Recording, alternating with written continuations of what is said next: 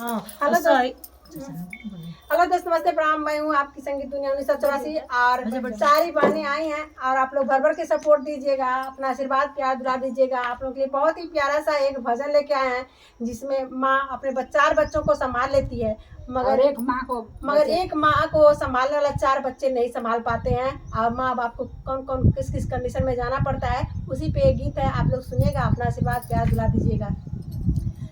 चार गो के पोस दियाली दूधवा पियाई के, चार गो के पोस दियाली दूधवा पियाई के, चार गो से पेट नाही भरे एगो माई के, चार गो से पेट नाही भरे एगो माई के, चार गो से पेट नाही भरे एगो माई के, चार गो से पेट नाही भरे एगो माई के।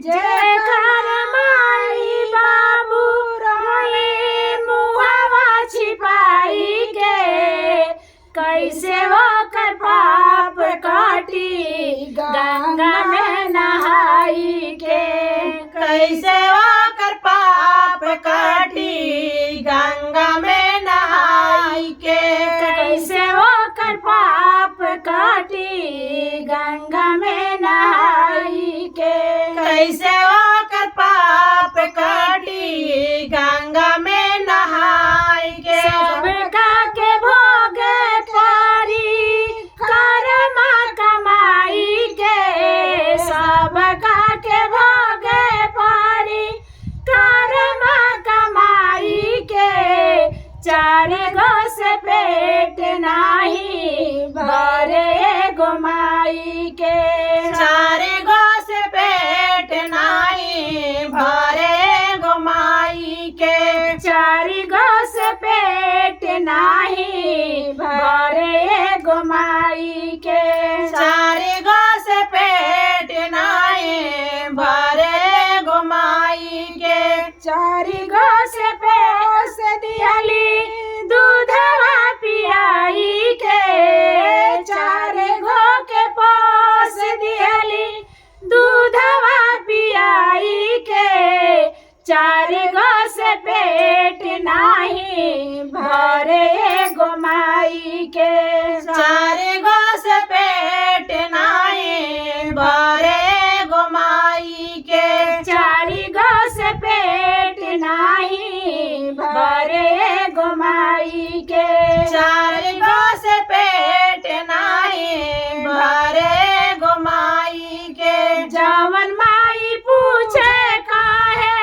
सुखवा ओठ रे, जवन माई पूछे काहे सुखल बाटे ओठ रे, ओही माई के दिलवार काहे मार चोट रे, ओही माई दिलावा पे काहे मारे चोट रे, ओही माई के दिलवा पे मारे मारे चोट रे, ओही माई के दिलावा पे काहे मारे चोट रे। भीजले सुतली माई सुखले सुतावे रे, भीजले सुतली माई सुखले सुतावे रे, चार गो से पेट नाही भरे एगो माई के, चार गो से पेट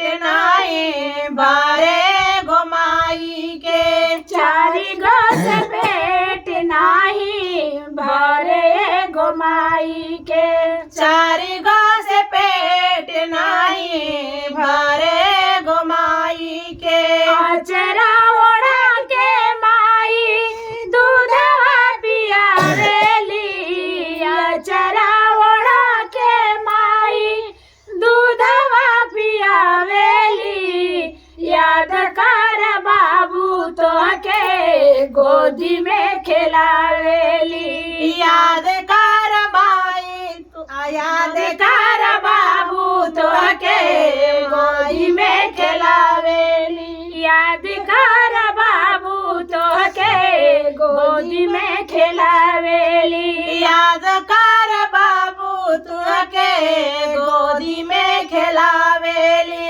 भजन सुनाई दियली गीतिया के गाई के। भजन सुनाई दियली गीतिया के गाई के। चारि गो से पेट नाही भरे एगो माई के। चारि गो से पेट नाही भरे एगो माई के। चारि गो से पेट नाही भरे एगो माई के। चारि गो से पेट नाही भरे एगो माई के। चारि गो के पोस दिहली दूधवा पियाई के। चारि गो के पोस दिहली दूधवा पियाई के। चारि गो से पेट नाही भरे एगो माई के। चारि गो से पेट नाही भरे एगो माई के। चारि गो से पेट नाही भरे एगो माई के। चारि गो से पेट नाही भरे एगो माई के। गीतिया के माध्यम से भजन सुनाई दियली। चारि गो से पेट नाही भरे एगो माई के। गीतिया के माध्यम से भजन सुनाई दियले। चारि गो से पेट नाही भरे एगो माई के। चारि गो से पेट नाही भरे एगो माई के। आप लोग बताइएगा कितना दर्द होता है, दुख की बात है कि माँ बाप का पेट नहीं भरता है तो उस बेटे और बहू को कितना सुख मिलेगा, नहीं मिलेगा। इसलिए आप लोग माँ बाप को तकलीफ ना दें तो बेहतर है।